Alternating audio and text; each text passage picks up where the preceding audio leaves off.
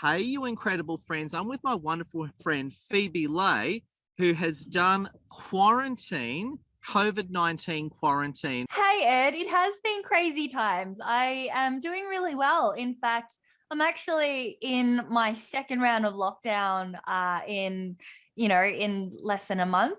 As you know, you know, we were face to face catching up about a month ago in Sydney, and I was just moving to Sydney, and then Sydney lockdown happened, and I actually came back to Melbourne because of the fact that it was my dad's birthday. And I thought, okay, well, it's dad's birthday's on the 29th of June.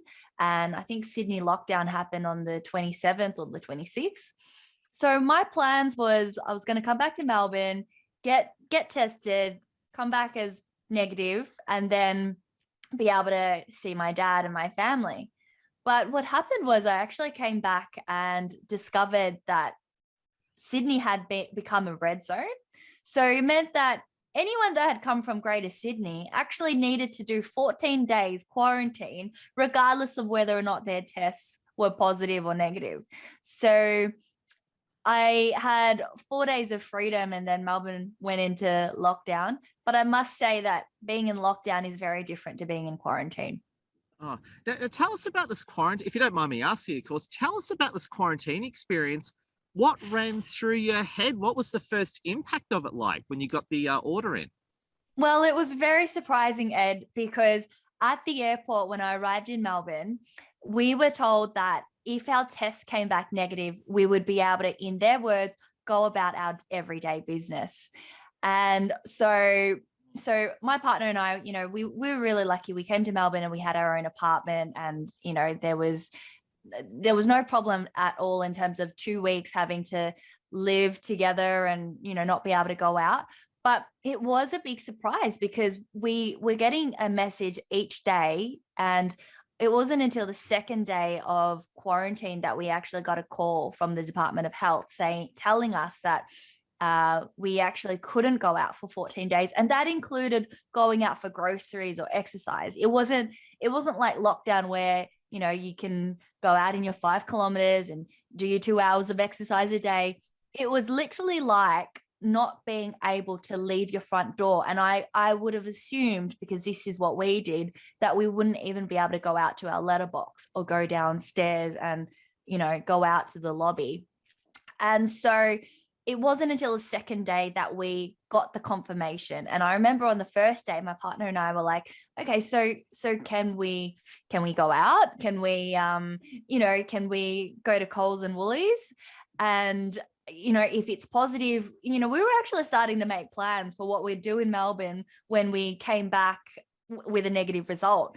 So it was quite interesting to, have that, I guess, the two different the two different instructions, and yeah, it was a little bit of a surprise, but we got through. And to be honest, it wasn't as bad as it sounds for us anyway. I don't speak for everyone, but it wasn't as bad as you would think it would be. Yeah. Did you have those moments where you were like, I can't take this anymore. I got to go outside?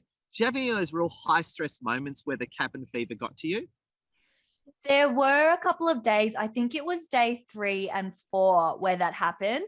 And I remember my partner was because, it was a 2-bedroom apartment and we didn't have internet. So we were both, we were both just using the internet from our phones and using the hotspot. And there was also no fridge because, brand new apartment. So So we wait a were sec. really, You've got no optic fiber NBN. You've got no TV. You can't even keep your Diet Cokes on ice. so we were really lucky that my parents live quite nearby, and so my dad actually had everything prepared for us when we got there. And the apartment had, because when I moved to Sydney, like, I had a lot of furniture that was stored at my parents. So we were so lucky, to be honest, and so blessed that dad had like our room sorted, and even one of my spare study desks were in the spare room. So we had a little office going on, and we had furniture, but we just didn't have a couch or fridge. And dad said to us, look, don't worry, it's Melbourne weather. All you have to do is put your things outside on the balcony, and you've got a fridge. And it was actually really, it made us appreciate the small things, because when we came out of quarantine and we had like a fridge and everything, we were like, oh, it's actually so nice not having to put things in an esky. So on that note, what was actually an amazing what was that? What was it like, your first taste of freedom? So when the prison door opened and you left the prison, what did that feel like? It was exciting. But I must say, because for me anyway, because I'd gone through Melbourne lockdown last year for 8 months, it was actually almost like, oh yeah, it wasn't like, oh my goodness, I'm going to now run to 24/7 Kmart. And, because they sent us the message on the day that we had our second COVID test that was negative, which had to be on the 13th day of our lockdown. And we got the message saying, yep, your test has come back negative. And we were like, woohoo, awesome. And we thought, okay, now we can go out. And then we got the other message from the Department of Health saying, your test has come back negative, but you can't leave until midnight tonight. And we were like, oh, really? Are you for real?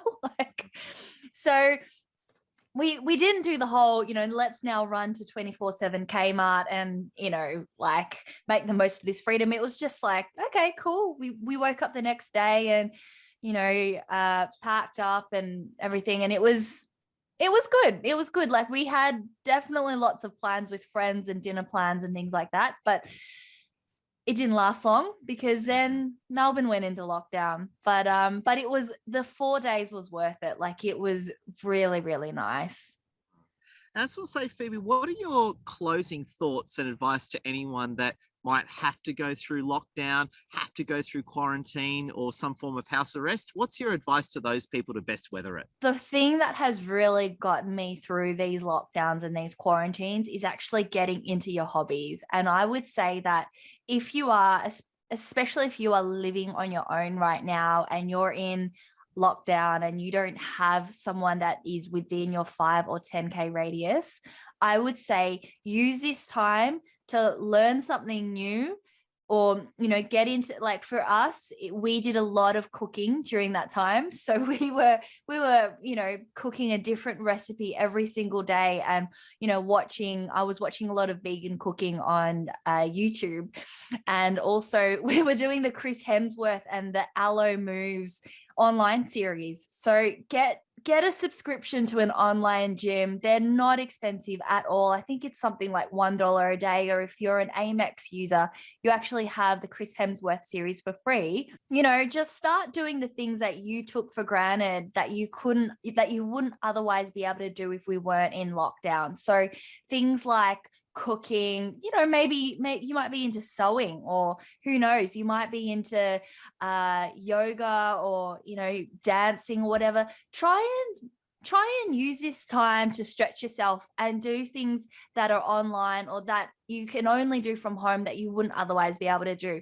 One thing that I've really appreciated is that not going out has allowed me to improve my cooking and, go back to doing things like baking that I couldn't do when I was a business owner, because these last 4 or 5 years, I have really been, focusing on growing my business and putting in the right systems and all that, and being consistent on social media. So as soon as lockdown comes along, I just remember what it's like pre being a business owner. So the things that you take for granted, like I would say, get into those things and just make sure that you connect with your tribe and people that you trust and people that you connect with. So, jump on a Zoom call with someone that, that's your good friend, or, connect with your colleagues online and suggest that you have Friday night drinks virtually, and maybe even get dressed up for it and treat it like it's, it might not be at, how you normally would do it. But even if you try and do it online and you feel that sense of connection, that's going to help you really boost those endorphins and really, just feel better.